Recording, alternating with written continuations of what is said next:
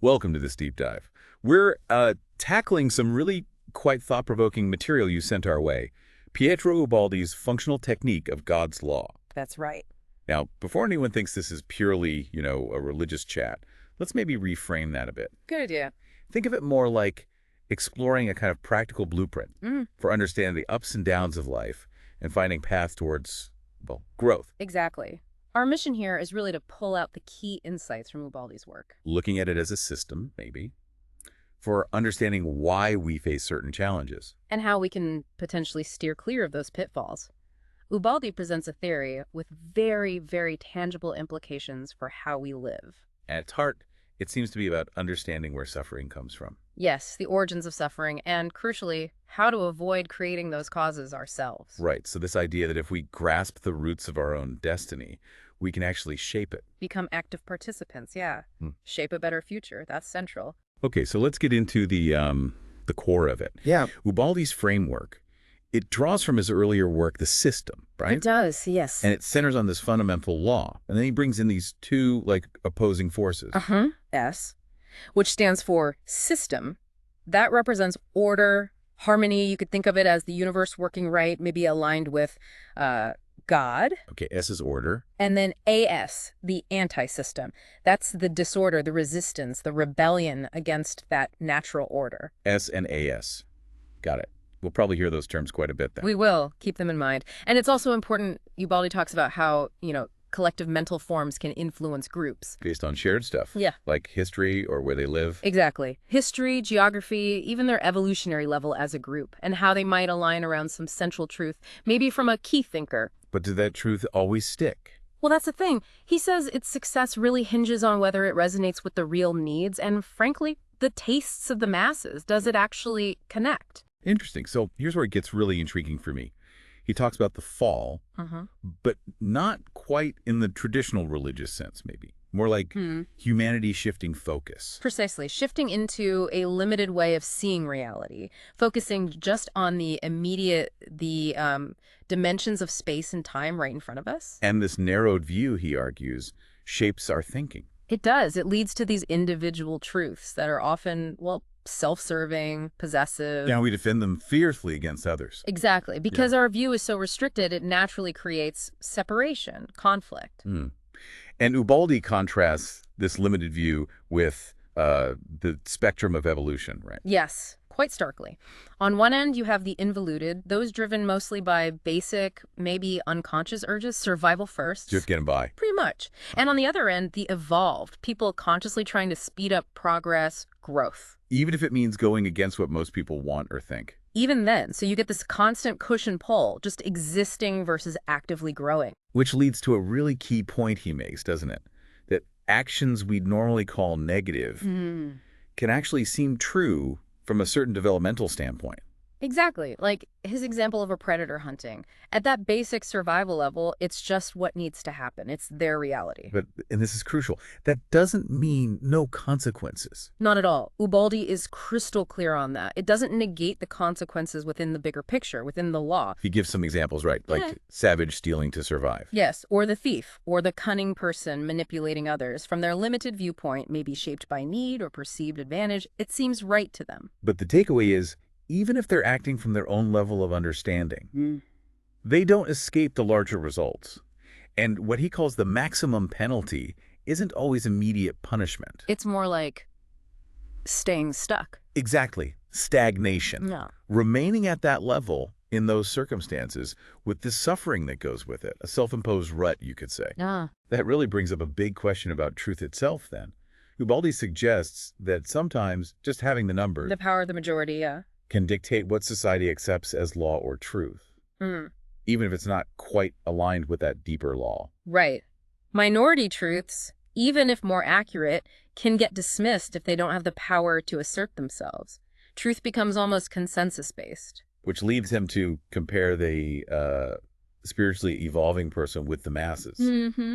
The aware individual is looking deeper, right, beyond just surface explanations. Yes, they want to understand life beyond, say, theological abstractions. They're trying to live differently to get different results, results that feel true because they're experienced. Whereas the masses, he says, often gather around a leader, a shepherd, often for unity, for power, which serves a purpose, certainly at some levels, but it's often hierarchical. And he contrasts this with a more advanced idea. A very interesting one. A collectivization of autonomous, developed individuals, collaborating consciously, a level he thinks human groups haven't really mastered yet. So what does this mean for someone who is more evolved, living in a society that maybe isn't? There are dilemmas, right? Big ones.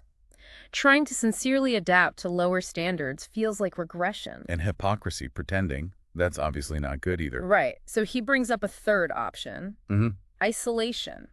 A degree of it, anyway. Which the world might see negatively, like being aloof or unspiritual. Exactly. Misunderstanding, offense, it's possible. But Ubaldi suggests that sometimes that withdrawal can actually be better for spiritual progress than faking it or compromising yourself. He even says sincere atheism is better than false religiosity. Strong statement, yeah. Prefers honesty, even if it looks like rejection. Okay, let's switch back to S and AS.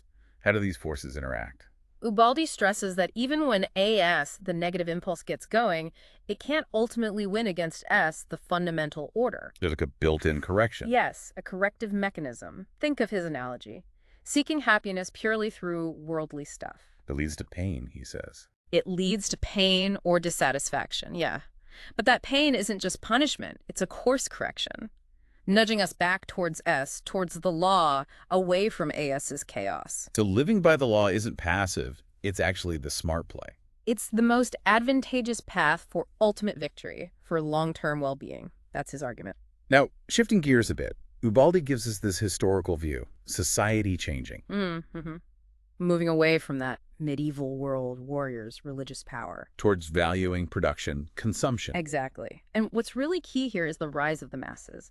Ordinary people gaining collective consciousness. And economic power through their work. Precisely. Which naturally challenges those old privileged positions based on divine right or force. And he also notes the way society changes is shifting too. Less violence. More gradual transformation, yeah. Natural maturation rather than just violent upheaval. This leads to a contrast he draws between older ways of getting what you need. Assault and theft, as he puts it sometimes. Taking by force. Versus the evolving value of peaceful work.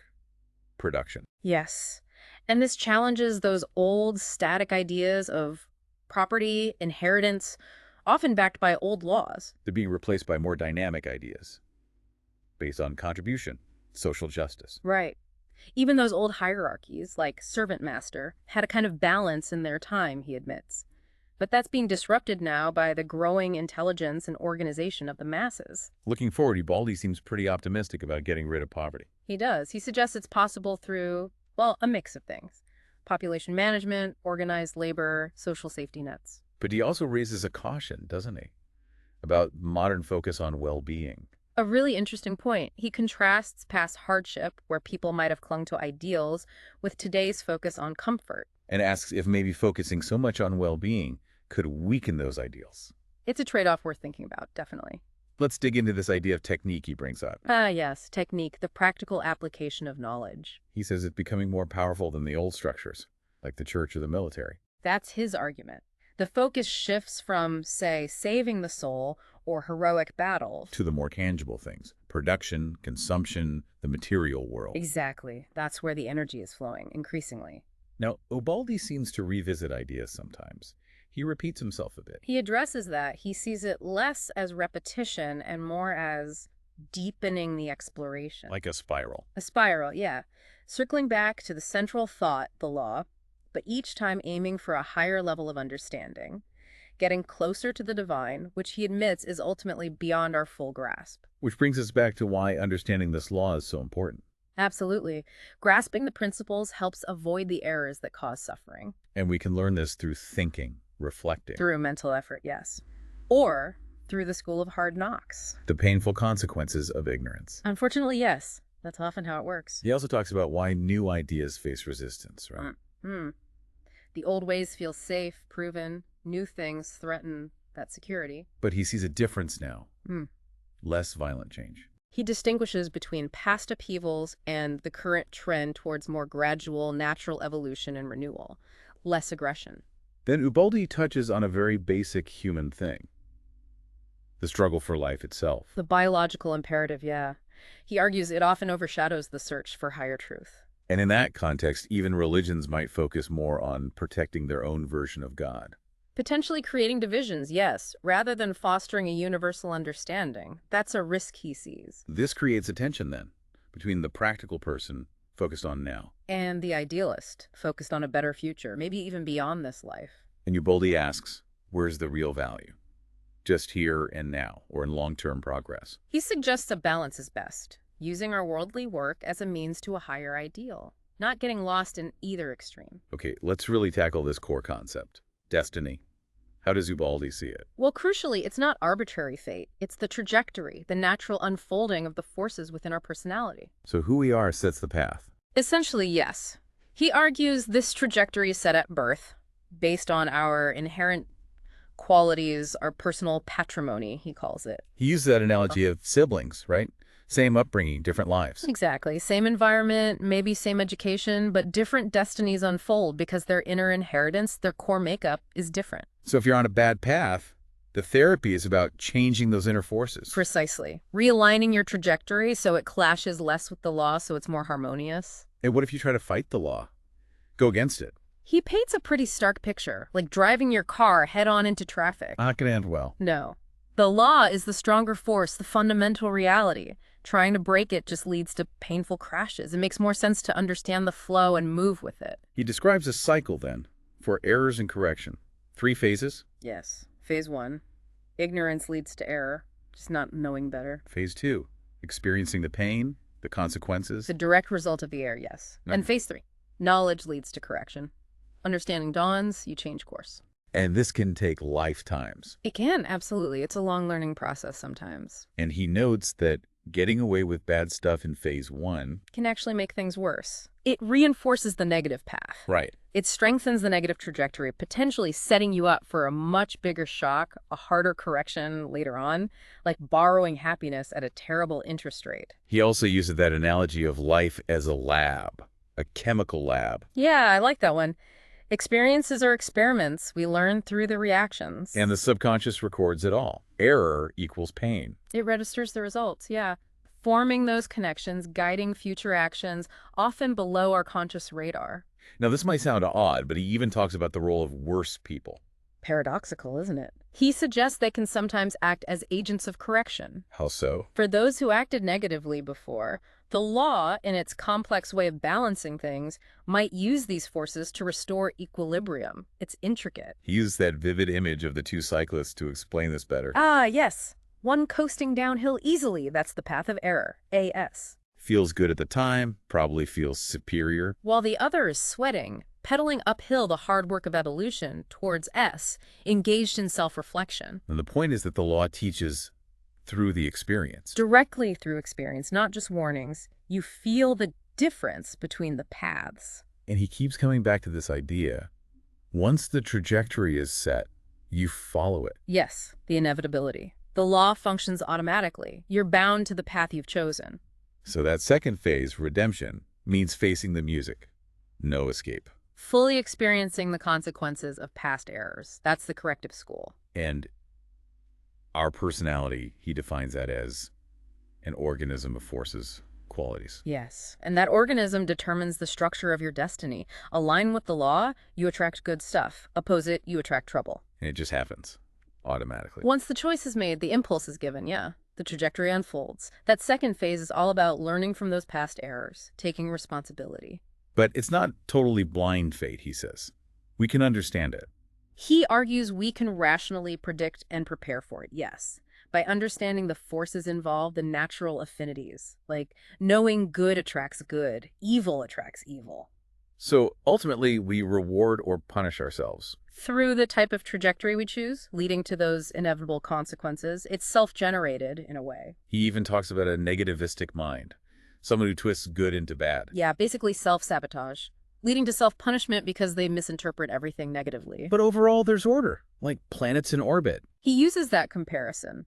Life trajectories following precise paths, not mixing randomly.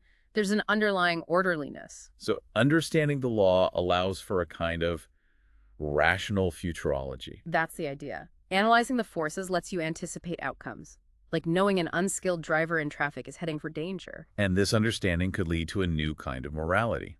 A scientific morality, he calls it, focused on launching trajectories correctly, correcting them proactively, spiritual hygiene almost, to prevent painful destinies. And in this framework, honesty is key, more than belief. Honesty is paramount, yes. Actions and intentions matter more than just the outward show. Why is evolution so slow then, according to him? He suggests life is cautious, prefers the known, the tangible benefit now, over uncertain leaps. Prudence, maybe? But despite the chaos we see, the AS, The order of S is always there, underlying it all, and it will ultimately prevail. That's his conviction. he also redefines rich and poor, doesn't he? Yes, not just materially. Rich in beneficial forces, a good destiny. Poor in harmful forces, a difficult destiny. It's about your inner wealth. And a strong warning, don't start negative path. Because you have to see them through. They must be followed to the end, and the end usually involves suffering. So salvation is about getting back on the right track. Returning to the path of good, yeah. Freeing yourself from the negativity that makes you vulnerable. And life's events aren't random, they're connected. Logically connected along that thread of destiny. A chain of cause and effect. Which leads him to propose a morality focused on intentions. Yes, acting at the root, before the trajectory gets fully set. Catching things early. He contrasts old rules with this need for understanding, especially now. Right. Old prescriptive morality versus a morality of understanding for changing times. Reevaluating things like egoism, its role in survival, but needing constructive channeling. He also tackles that tension between ideals, like Christian ideals, and basic human nature. The biological laws at our current level, yeah. He sees an inherent conflict leading to hypocrisy. And the church's role is navigating that. Attempting to bridge that gap, yes. He argues we need to recognize humanity's current, somewhat involuted state to understand these necessary compromises or evasions. But the law is always the main thing, the axis. The conceptual axis of the universe, yes. God's mind, the principle governing everything. And it actively corrects. The positive wins out. It acts to correct negative trajectories, and yes, the positive impulse of S is ultimately stronger, inexhaustible compared to AS. So why do people resist it? That lingering impulse of rebellion, the AS influence. It's like building a dam against a river that will eventually overflow it. Futile resistance. But the law is just. It balances things. Operates with justice, establishes balance, compensates for abuses, though he warns against using karma simply to judge others. We don't know the full story behind their suffering. Exactly. The causes are often hidden in the past. He sees this struggle, S versus AS, playing out everywhere in human life. Constantly. Sacrifice and patience, S, versus domination and exploitation, AS. And the outcomes look different on Earth, right? Good suffer, bad seem to win. Temporarily, perhaps. The good suffer but ascend spiritually. The bad have fleeting victory but descend.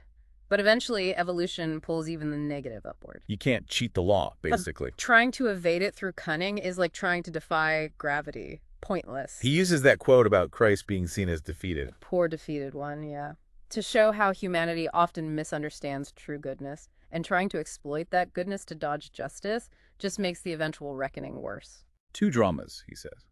Christ's sacrifice and humanity facing the consequences of rejecting it. A powerful framing. So the law is like the universal code. Regulating the transformation of everything, God's personality within the universe.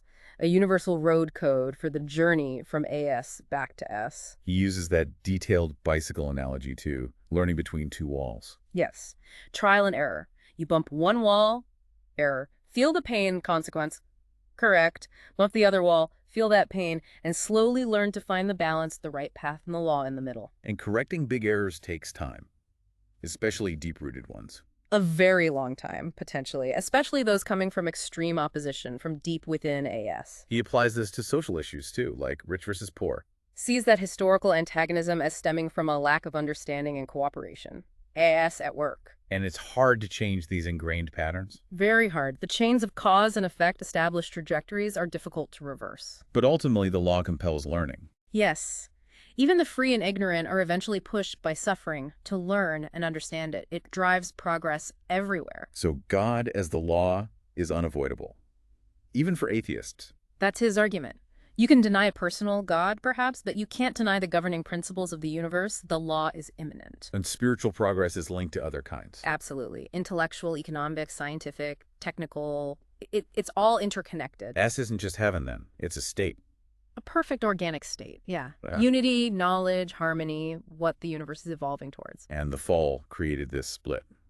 Knowledge versus ignorance. Dualism, yes. Order and joy in S, disorder and pain in AS, leading to those corrective counterblows from the law. But evolution gradually fixes this. As S principles are assimilated, yes, the counterblows lessen as AS loses power. Conflict diminishes. So evolution is fundamentally good. Healing. Salvation. A universal positive fact, aimed at freeing beings from evil and pain, leading back to S. We have free will for choices. But the overall direction is guided by the law. Its goals will ultimately be achieved. And evil itself is being transformed, becoming automatic, less free. Its intelligence and dynamism are being channeled, neutralized, becoming more like impersonal forces, like the atom. Power based on force, AS, versus power based on justice, S. That's the root of revolutions. He connects our trouble understanding the law to our early misunderstandings of the universe, like thinking the Earth was stationary. Exactly. It's hard to grasp these deep, dynamic principles when our immediate perception tells us something simpler, more static. So the law is S acting within AS, God's presence guiding the correction. That's a good way to put it. The tangible presence of S directing the rectification of AS into S. And we need to move beyond just putting up to the law. Towards consciously collaborating with it, Yeah. using our intelligence to understand and align, not just blindly follow or endure. Which leads to better outcomes, going with the flow. Moving with the current of evolution instead of fighting it. Far more effective, far less painful. And spiritual growth isn't just about being isolated. No, it includes intellectual and social contributions too. Holistic development. The key is living with purpose, oriented towards that goal of evolution. Exactly. Having an intelligent orientation. Finding a balance. Yeah. Working in the world, but with a higher aim. Yes. Not consumed by earthly pleasures, but not trying to escape entirely either. Using the world as a means to a higher end. And if you're oriented that way, earthly failures don't hit as hard. Because your ultimate goal, your true win, is on a different plane. You're less attached to the temporary results. But those results still matter, if put in perspective. They still have value, yes, when subordinated to the higher spiritual goals. They become tools, not the end-all be-all. So wrapping up this volume, his goal is to provide a framework. A rational framework, yes, for understanding our place in the universe's organic functioning according to God's law. A new method for living, based on planning for redemption. A new method of life, rationally planned, directed towards that goal. And this leads to a higher concept of God, beyond simple ideas. A more accurate, universal concept, accessible through reason, through science. He acknowledges simpler concepts are needed for the masses, but evolved minds need deeper understanding. Possibly even unifying science and religion. He suggests the God is law concept can bridge that gap, especially with hints from science like antimatter, maybe mirroring spirit. So rational redemption, understanding the spirit's mechanics leads to wiser choices. Exactly. Avoiding error, avoiding pain, achieving salvation through a rational, almost scientific understanding of the process. So in this deep dive into Pietro Ubaldi's functional technique of God's law, wow, we've really unpacked his intricate system for looking at the principles behind our lives. It's a lot to take in. We've looked at the practical side of aligning with his idea of the law. Yeah, that tension between S and AS, order and disorder. And this whole journey of evolution shaping our destinies. What really stands out is his effort to bring a kind of rational, maybe even scientific lens to these, well, often spiritual ideas. Moving past dogma to propose this tangible law governing things. So for our final thought today, maybe chew on this. How might Ubaldi's idea of destiny as trajectory make you think differently about your own life choices? Yeah. Can you see the consequences that followed different paths you've taken, looking back? And maybe more importantly, how can we find that balance he talks about between dealing with today's issues and keeping an eye on that longer-term growth, personal, maybe even collective? We really hope this deep dive offered some valuable insights and maybe sparked some more thinking about the principles working beneath the surface of it all.